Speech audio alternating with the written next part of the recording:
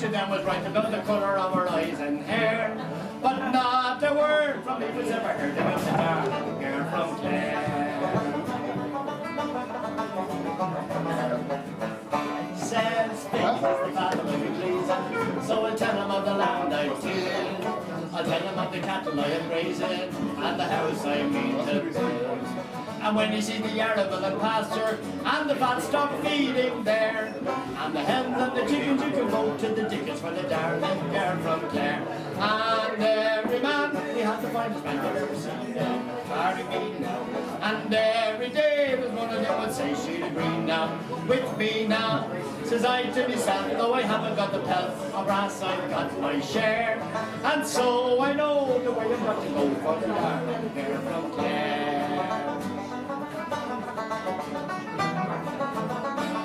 Says Sharky, she'll be coming to the shop there to buy some kind of thing. I'll ask her if she'd have a mind to stop there, and should I buy their ring. And when she sees the curtains on the window and the old clock on the stairs, keep it tight to the miniature, there's no one will be in it for the darling girl from Clare. And every man, he had to find his man we've ever seen now, and I'm married me now.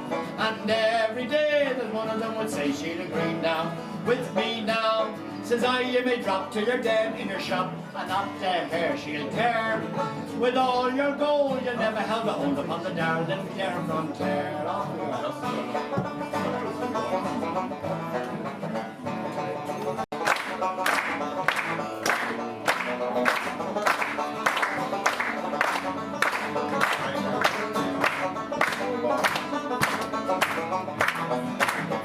I never said a single word about her when I met the girl that day. I told her that I couldn't live without her, and what had she to say? She said I'd have to go to see her father. I met him then and there, and in less than an hour we were fighting for the dower of the darling girl from Clare. And every man, he had to find his man, you never seen her now, marry me now. And every day there's one of them would say she'd agree now, with me now. But late last night, when the moon was bright, I asked her if she'd share Timmy Joy and me Sarah and me Gorla, and tomorrow I'll be married to the girl from Clare.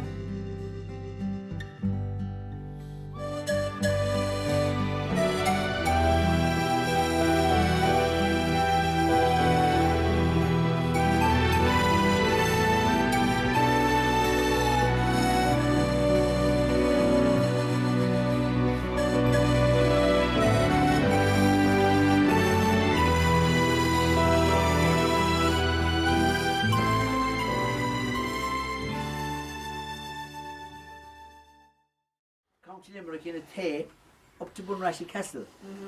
And here's where we built the very same blacksmith's workshop, stone for stone, as it was there. Same cobblestone where the horse loved to stand. That stone you're standing on, that old roof, everything as it was in those days. Same weapons on the wall, everything's hanging there. They made everything themselves also in those days. Swords and spears, hooks and crooks. They made everything. Now I'll just show you, the most popular thing done here was the shoeing the horses. The horse would come in here from the yard and stand here on the cobblestone. And as I say to somebody here today, anybody need a pair of shoes? You don't understand, you do though, I was smelling it. Look, put your foot up like this. You shape the horse's hoof with a rasp. Oui. Yeah, yes, Yes. exactly. Shoe, that's what I was saying here. Couper Shape les the ongles. hoof. And then we have to get a nice shoe to fit. So we take a shoe here from the fire. This is the bellows that brings up the heat. This is the anvil that shapes the shoe. Most important in the blacksmith's workshop. So I'll just show you what I'm going to show you here now. This is the old shoe here. So we see how the shoe is looking. If the shoe is looking okay, we have to heat the fire. So this is the bellows. I'll pull the bellows here if anyone needs to take a photograph. This is the old bellows.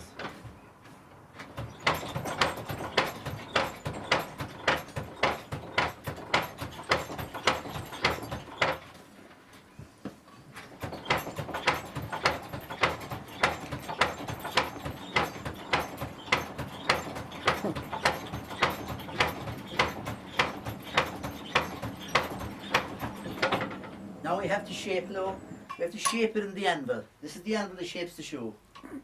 Most important part of showing the horse is the anvil. Shaping the anvil. Now we take it out and we look and we see how it's doing. If it's going well, what's the next thing we must do? Put it in water. I don't know. Put it in the water. Oh, the horse. Put the horse in the water. Put the shoe in the water and we see how it's looking. If it's looking good, then we nail. There's the blacksmith nail. He made all his own nails, swords and spears, hooks and crooks. They were great craftsmen. They worked very hard for each other, but they made all their own little tools like that. They had great heat. There's the blacksmith's nails. So we drive the nail in at an angle. There's 1, 2, 3, 4, 5. There's 5 holes here and 5 here. Driving at an angle into the horse's hoof. Now the horse's hoof is very thick. It's the very same as your own nail, flash of your own nail. When you rub your own nail, or scratch your own nail, there's no feeling. But the horse's hoof is very thick hoof. So each nail you drive in, you just clinch off until you finish. There's no nerve endings in the horse's hoof. No pain, no feeling. Then it doesn't hurt. Doesn't hurt, that's what I'm trying to emphasize that you hear.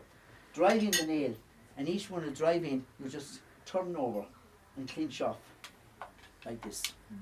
Now that was very popular done here. Sometimes in frosty weather, they'd use a stud nail or spike, and they had to stop them from slipping going up a hill, or sliding. That was also very popular here.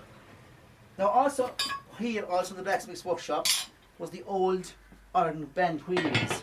That's something I might just show you here when you're here, so attentive to me and so quiet. So the old, Why do horses need wheels in the first place for grip?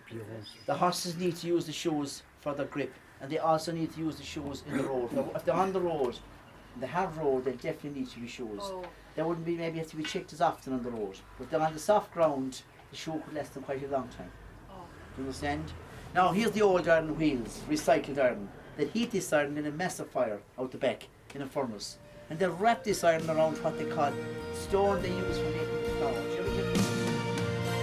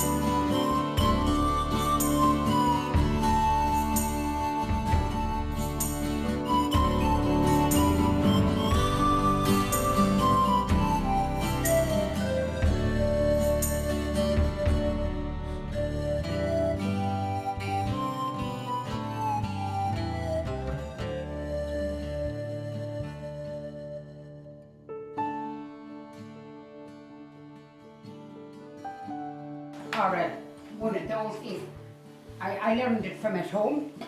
When you're adding your mixture, you know, like I have eggs prepared there now, when I'm adding to this, or if you're baking a one with a cream mixture, you know, like a beater, right?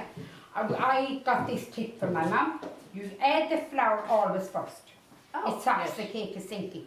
Don't know how true it is, but it does. It's a passed down thing to me. Yes. Does it do it? It does. To me, yeah. So, these are a bit sticky. No. I have them. Wow. I have them. I don't even think we can get that in the States. You can get this now to taste glassy in the cherries? coffee shop. Is that when you Cherries, glazed cherries, glazed cherries. What do you call them? Glacé cherries. We call them. We call them glazed cherries. Glazed. I'll look on the internet. I bet I can find on the And you internet. can get ones that are natural like that. Yeah. And you can get red, bright red, have been traffic to the.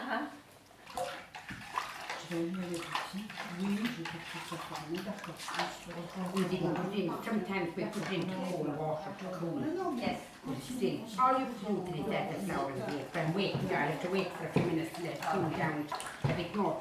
Oh, I got it. Now, And that's the fruit and the beer that's the fruit and the stout. and the stout. A fruit, stout, margarine. Okay. I'm trying to think, fruit, stout, margarine. Okay. Yeah. That's right. And Eggs afterwards. and your eggs afterwards, yes. We put in, I knew I was going to a little bit, you put in trickle, and you can put in, do you know the things you put in, what you call it? Bring me back, mince meat. Do you know that you make a couple of tablespoons of mince meat is beautiful in them as well. I need flour. This fruit. No flour, God, tomorrow. send you in. Dried Tomorrow, no flour, tomorrow. That's all right, and this, I have plenty here. Flour tomorrow, Saturday. Flour today. No. Joe. Thanks, Joe. It's me when I can tile.